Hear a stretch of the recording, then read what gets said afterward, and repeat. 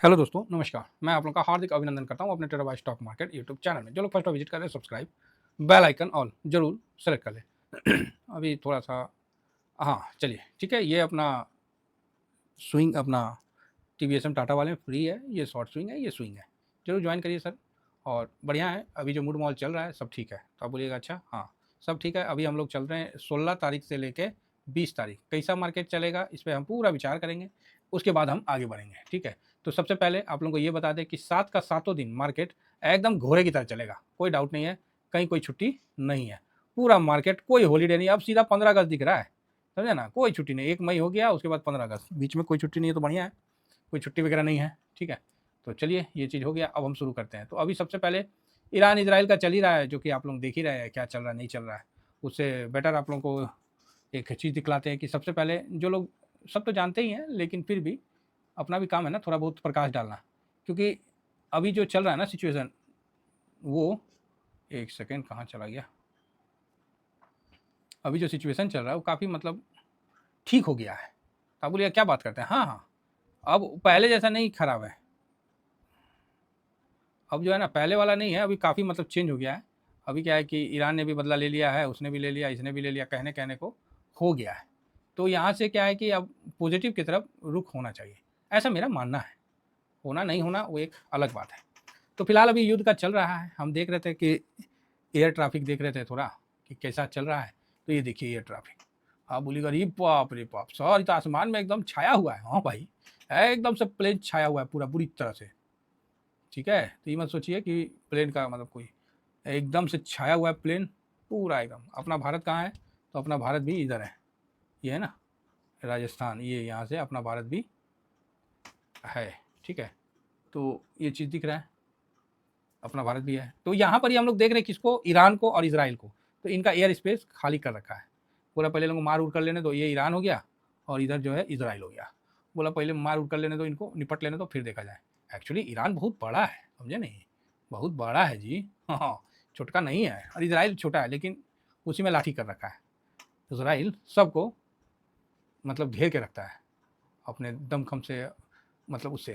तो ठीक है, इनका आपस में दुश्मनी है। भारत तो यहाँ पर ही ऐसा है कि भारत को तो कुछ बोलना ही नहीं है, कुछ बोला नहीं कि दोनों साइड में गड़बड़ा जाएगा खेल। भारत को बस चुप करके, और मतलब जब दोनों तरफ से प्रस्ताव आएगा कि मीडिएटर का काम करिए, तभी भारत को कदम उठाना चाहिए, अथवा भारत को शांति से बैठे रहना चाहिए, ऐसा मेरा मानना है। क्योंकि भारत कुछ भी बोलेगा ना, किसी के भी तरह बोलेगा तो बदनाम हो जाएगा, समझे ना। ये देखिए मैप में भी आप देख सकते हैं कि ये ईरान है, कितना बड़ा ईरान है। ठीक है, और ये भाई साहब इसराइल है ना, ये देखिए। तो ठीक है, कोई नहीं। तो इनका पूरा एयर स्पेस अभी खाली है कि जाओ बम मारो, एकदम मतलब पूरा बीच का खाली छोड़ रखा है, यहाँ से लेके एकदम कि मारते रहो बम, टोई टोई करते रहो तुम लोग, जो करना है। अच्छा बात यह है कि ईरान और इसराइल में मुझे लग रहा है कि युद्ध अब आगे नहीं बढ़ेगा।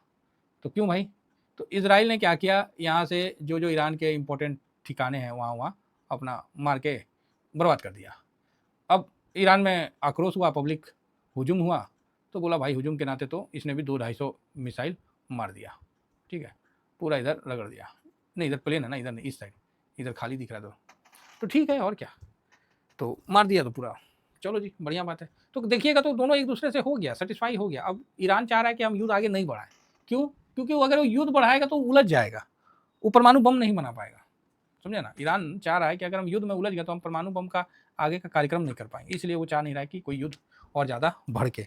ऐसे मस्जिद पे उन्होंने लाल झंडा लगा के बोल दिया था कि हम आ रहे हैं ठोकने के लिए, तो सब कैमरा कुमरा लगा के, और उसमें इसराइल में क्या तेल डिपो पे गिर गया था, चलेगा। ठीक है, तो मुझे लग रहा है कि यहाँ से सुधार होने की संभावना अब ज़्यादा है, तो ये एक अच्छी पेशकश है।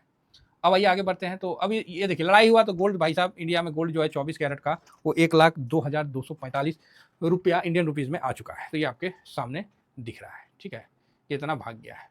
अब इसी का देखा देखिए, ऐसा नहीं है ये तो भागा भागा है। इस बार क्रिप्टो भी बड़ा बढ़िया भागा है जी। अब बोलिएगा है क्रिप्टो, हाँ क्रिप्टो भी 1,05,000 के आसपास हो गया है। अब बोलिएगा वाह ये तो बढ़िया चीज़ है सर। हाँ बढ़िया है, लेकिन भारत से डायरेक्ट ETF से कोई हम नहीं कवर करते, इसीलिए थोड़ा हम लोग दूरे रहते हैं, है ना। US में अकाउंट खोल के करने में कहीं कोई पंगा हो गया तो गया, करो क्या करोगे, हैं। तो वही चीज़ है ना, सेबी तो पहले ही मना करता है। यहाँ पर ही कम से कम है तो आपका कोई थोड़ा बहुत सुनियो लेगा, बाहर में रहेगा बोलेगा आपको किसने बोला करने के लिए।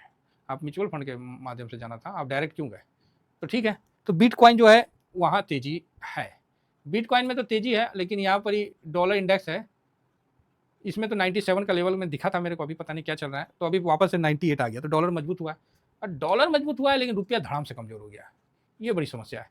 86.25 रुपया धड़ाम से कमजोर हो रखा है, तो ये तो उचित नहीं है।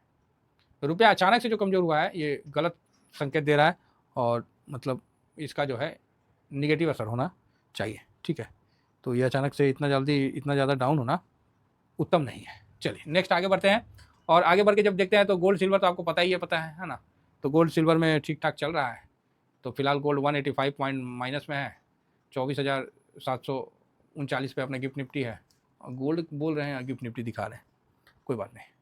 तो गोल्ड अपना 3452 पे जो चल रहा था वही है, लेकिन हमको लग रहा है कि गोल्ड में अब कमी आएगा, क्योंकि युद्ध जो है वो खींचेगा नहीं, युद्ध खींचेगा नहीं। अगर युद्ध खींचता है तो फिर गलत है, हो गया ना, दोनों एक दूसरे को संतुष्ट हो गया, दोनों इधर से तुम भी मार दिया, हमको फेल कर दिया, हम अपना पब्लिक लोन के लिए हमको ही मारना पड़ा, तो भाई ठीक है, हो गया।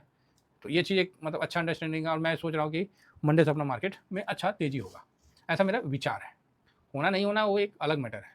बाकी आप लोगों को पता ही है कि जो फॉरेन रिजर्व है अपने पास बढ़ के आया है 695, अच्छा 696 बिलियन का आया है, ठीक है, 696 बिलियन आया है। और मतलब 20 तारीख को, तो हालांकि 20 तारीख को तो पकड़ में आ जाएगा ना, है तो 20 तारीख को 16 है ना, तो 16 17 18 19 20, हाँ, तो 20 तारीख को इसका डाटा फिर से आने वाला है, तो देखेंगे क्या होता है नहीं होता है। इस बार सबसे इम्पोर्टेंट जो है वो डाटा आएगा, तो फेड का मीटिंग भी है और फेड का डाटा भी आने वाला है रेट कट का। तो ये कितना तारीख को, ये मतलब 18/6 को, ये देखिए फेड का है ना 18/6 को।